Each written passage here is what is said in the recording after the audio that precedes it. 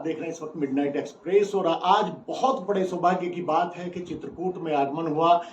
बैठा हूँ जगत गुरु रामानंदाचार्य जी, रामभद्राचार्य जी। तो आइए कुछ सवाल है करते हैं धर्म के ऊपर, राजनीति के ऊपर, प्रयास करेंगे जानने का। महाराज श्री, सबसे पहले मैं आपका स्वागत करता हूँ, प्रणाम करता हूँ आपको जी। महाराज श्री, सबसे पहले तो मेरा एक सवाल संस्कृत को लेकर के है। मैंने जगत गुरु रामभद्राचार्य दिव्यांग राज्य विश्वविद्यालय के दिव्यांगों के विश्वविद्यालय की स्थापना की है। लेकिन महाराज श्री, वहाँ संस्कृत को मुख्य रूप से पढ़ाया जाता है? ऐसा नहीं है जी, प्रत्येक विषय पढ़ा जाता है जी। महाराज श्री, 2024 को लेकर के क्या भविष्यवाणी है? किसकी सरकार बनने जा रही है? मोदी की। आप आश्वस्त हैं? बिल्कुल आश्वस्त हूँ महाराज श्री। आश्वस्त भी हूँ, विश्वस्त भी हूँ। महाराज श्री, आज के समय में रामायण को आप कितना सार्थक मानते हैं? जितना कभी नहीं रहा होगा। रामायण को अपने चरित्र में ढाला जाए तो आप मानते हैं समाज में कितना बड़ा बदलाव आ सकता है? समाज बदल जाएगा, भारत राममय हो जाएगा, ये जैसा हो जाएगा। मैं तो कहूँगा इस बार भगवान करे मोदी जी आए और संसद में प्रस्ताव करके रामचरितमानस जी को राष्ट्र ग्रंथ घोषित किया जाए। महाराज श्री राम मंदिर का निर्माण कोर्ट के आदेश पर हुआ है, लेकिन तमाम लोगों ने, विपक्ष की बात नहीं कर रहा हूं मैं खाली, कि मंदिर की जगह हॉस्पिटल बनता या ये तमाम चीजें बनती, इस बारे में देखिए, राम राष्ट्र के मंगल हैं।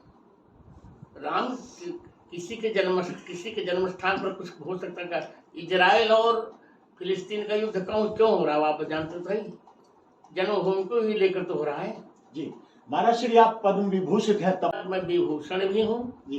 पद्म विभूषित नहीं, पद्म विभूषण जो पद्म पुरस्कार में सबसे बड़ा है जी। और मैं इस बार अभी अब तक संस्कृत की उपेक्षा हो रही थी, अभी संस्कृत में मुझे ज्ञानपीठ पुरस्कार मिला, जो विद्या का सर्वोच्च पुरस्कार है जी। महाराज श्री, आज के समय में योग की कितनी महत्ता आप मानते हैं? योग तो प्रत्येक प्रारंभ से लेकर अब तक बिना योग के कुछ हो ही नहीं सकता।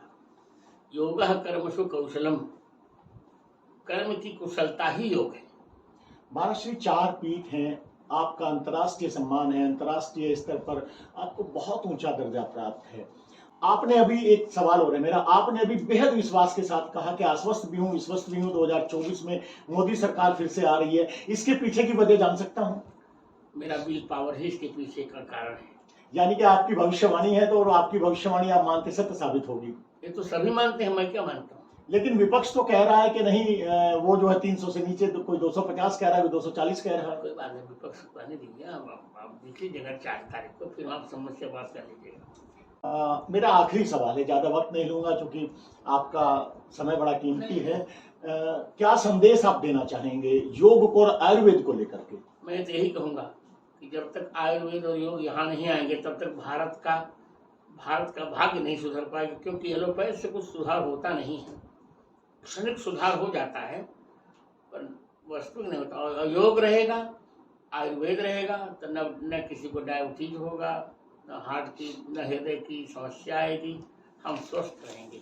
महाराज श्री, तो आपने देखा, ये थे हमारे साथ पद्म विभूषण प्राप्त, ज्ञानपीठ पुरस्कार से सम्मानित किए गए, अंतर्राष्ट्रीय स्तर पर विभूषित जगत गुरु रामानंदाचार्य श्री रामभद्राचार्य जी महाराज। राजनीति पर, योग पर और आयुर्वेद पर महाराज श्री ने सवालों के जवाब दिए। मैं